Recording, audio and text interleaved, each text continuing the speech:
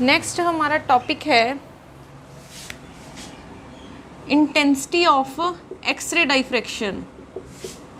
Intensity of X-ray diffraction. अब देखो हमने क्या किया था, अब तक जब हमने ब्रैग्स लॉ किया था तो हमने डाइफ्रैक्शन की, फिर उसके बाद इंटरफेरेंस करके स्क्रीन पे पॉइंट लेके आए। ठीक है, स्क्रीन पे पॉइंट्स आए थे। अब जो पॉइंट्स आए हैं अब उसकी कुछ इंटेंसिटी होगी। अब हम वो इंटेंसिटी फाइंड करना चाहते हैं कि जब एक्सरे डाइफ्रैक्शन हमने कराई क्रिस्टल में से, ठीक है, तो हमारे पास ये इंटेंसिटी कितनी आ रही है, इन डॉट्स की इंटेंसिटी फाइंड करना चाहते हैं।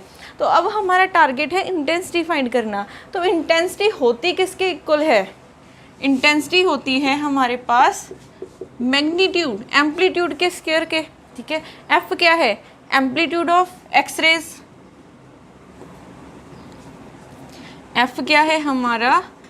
Amplitude of diffracted x ray.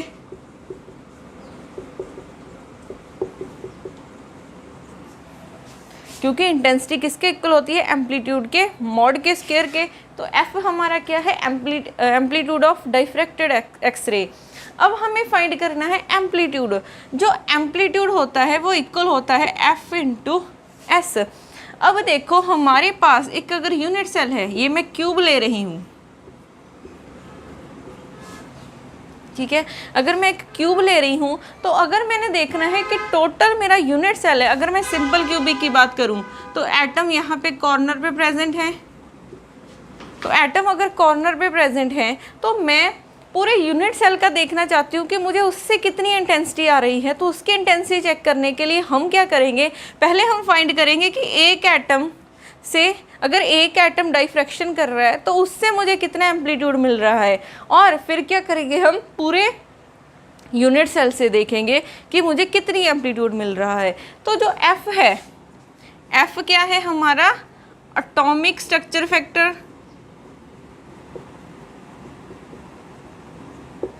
F क्या है हमारा? Atomic structure factor. एटॉमिक का मतलब है कि ये हमें एटम के बारे में बताएगा कि एटम कितनी डाइफ्रैक्शन कर रहा है। ठीक है, अब देखो एफ किसके इक्वल होगा? Amplitude of X-ray diffracted from an atom. Atom से कितना एम्पलीट्यूड मिल रहा है मुझे, डिवाइडेड बाय इलेक्ट्रॉन से कितना एम्पलीट्यूड मिल रहा है। Amplitude of X-rays diffracted from an electron. ठीक है, तो एफ क्या है? एटॉमिक स्ट्रक्चर फैक्टर है। एफ हमें एटम के बारे में बताएगा कि एटम कितना एटम से हमें कितना एम्पलीट्यूड मिल रहा है जो एक्सरे वो डाइफ्रैक्ट करेगा, और डिवाइडेड बाय क्या हो जाएगा? इलेक्ट्रॉन कितनी डाइफ्रैक्शन करेगा। ठीक है, उसका एम्पलीट्यूड। तो एफ इसके नाम से ही पता चलता है क्या है? एटम के बारे में बताएगा। अब एक एटम का तो हमने पता कर लिया एम्पलीट्यूड, अब हम मुझे पूरे यूनिट सेल का फाइंड करना है। तो यूनिट सेल के लिए ये एटम का है, ये मुझे पूरे यूनिट सेल का बताएगा। तो एस को हम बोलते हैं geometrical structure factor.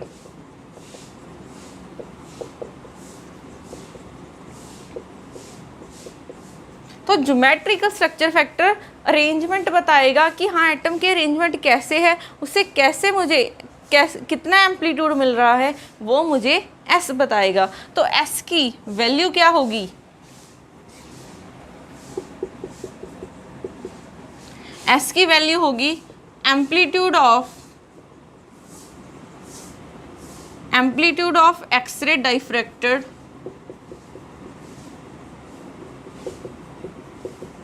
डाइफ्रैक्टेड from unit cell divided by क्या हो जाएगा? एम्पलीट्यूड ऑफ एक्सरे, ये सारा सेम है, फ्रॉम इलेक्ट्रॉन। ठीक है, तो एटॉमिक फैक्टर में क्या है? हमें एम्पलीट्यूड मिल रहा है एटम से, डिवाइडेड बाय एम्पलीट्यूड मिल रहा है इलेक्ट्रॉन से। यहाँ पे क्या हो जाएगा? पूरे यूनिट सेल का देखेंगे, डिवाइडेड बाय इलेक्ट्रॉन का। ठीक है, तो ये थे हमारे एटॉमिक स्ट्रक्चर फैक्टर और ज्योमेट्रिकल स्ट्रक्चर फैक्टर। अब अब हम फाइंड करेंगे ज्योमेट्रिकल स्ट्रक्चर फैक्टर। कैसे फाइंड करते हैं?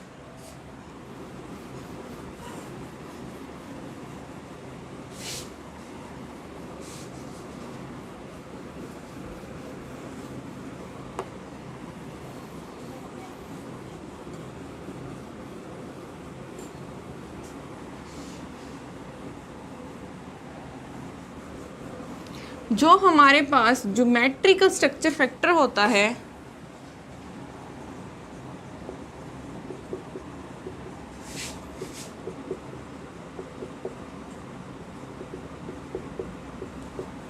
ज्योमेट्रिकल स्ट्रक्चर फैक्टर, अब ये क्या है? एस है, ये किसके इक्वल होगा?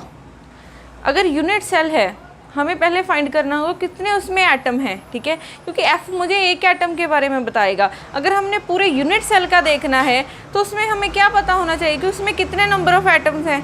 तो यहाँ पे समेशन क्यों लगाया है कि कितने नंबर ऑफ़ एटम्स हैं?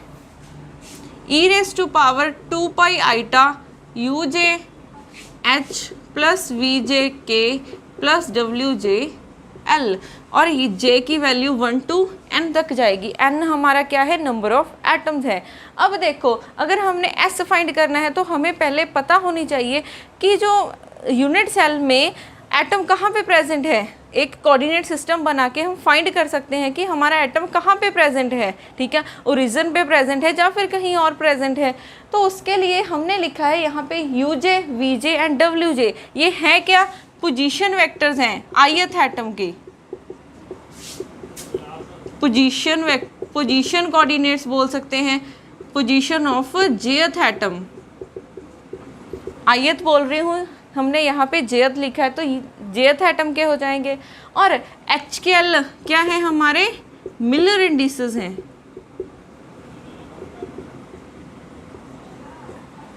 ठीक है, तो जितने नंबर ऑफ एटम्स होंगे उतना ये समेशन चलेगा। अगर एक एटम होगा तो सिर्फ एक आएगी वैल्यू, अगर 2 एटम्स होंगे तो पहले हम पहले एटम के कोऑर्डिनेट्स लिखेंगे प्लस फिर दूसरे के लिखेंगे। तो हमारा ज्योमेट्रिकल स्ट्रक्चर फैक्टर ये होता है। अगर मैं बात करूँ सिंपल क्यूबिक की, सिंपल क्यूबिक में हमारे पास एटम की अरेंजमेंट कैसे होती है? एटम्स कॉर्नर पे प्रेजेंट होते हैं। सिंपल क्यूबिक में हमारे पास एटम्स कहाँ प्रेजेंट होते हैं? कॉर्नर्स पे प्रेजेंट होते हैं। अगर वो कॉर्नर्स पे प्रेजेंट होते हैं तो मुझे ईच कॉर्नर से कितना पार्ट आ रहा है? 1/8 आ रहा है। यहाँ से भी 1/8, यहाँ से भी, तो सबसे हम मुझे 1/8 पार्ट आ रहा है। तो 8 कॉर्नर्स हैं, तो सबसे अगर 1/8 आ रहा है तो सिंपल क्यूबिक में मेरे पास एक एटम आ रहा है। ठीक है, सिंपल क्यूबिक में एक एटम आ रहा है। अब मैं उसको कैसे मानूं? क्योंकि सबसे 1/8 पार्ट आ रहा है तो हम क्या मान लेते हैं? उसको ओरिजिन पे मान लेते हैं। जो एक एटम, इस यूनिट सेल में सिर्फ एक एटम आएगा तो उसको हम ओरिजिन पे मान के चलते हैं। तो अब मेरे पास अगर मैं सिंपल क्यूबिक के लिए ज्योमेट्रिक स्ट्रक्चर फैक्टर निकालूं तो वो किसके इक्वल हो जाएगा? अब यू वी डब्ल्यू, एटम एक ही है, उसको हमने कहाँ मान लिया? ओरिजिन पे। ठीक है, अब s की वैल्यू निकालते हैं। समेशन हट जाएगा क्योंकि एक ही एटम है। e⁻² पाई आइटा 0 + 0 + 0, यहाँ पे 0, यहाँ पे 0, फिर यहाँ पे 0, तो ये e⁻0 1 हो जाएगा। तो s की वैल्यू हमारे पास 1 आई है, मीन्स इंटेंसिटी कुछ आएगी उसकी। ठीक है, अगर यहाँ पे s की वैल्यू 0 हो जाती, s की वैल्यू अगर 0 हो जाती तो हमारे पास इंटेंसिटी क्या थी? कैपिटल F का स्क्वायर।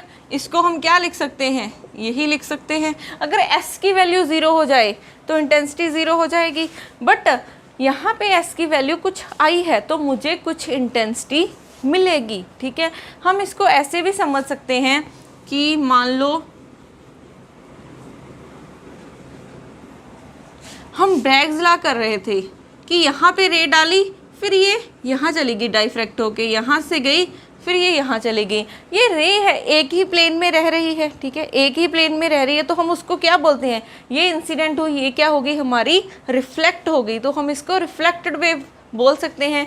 तो यहाँ पे जितनी भी आप किसी भी प्लेन पे रे डालोगे तो वो रिफ्लेक्ट होगी, मीन्स किसी भी प्लेन पे डालोगे तो हमारे पास डाइफ्रैक्शन पैटर्न आएगा, हमें कुछ इंटेंसिटी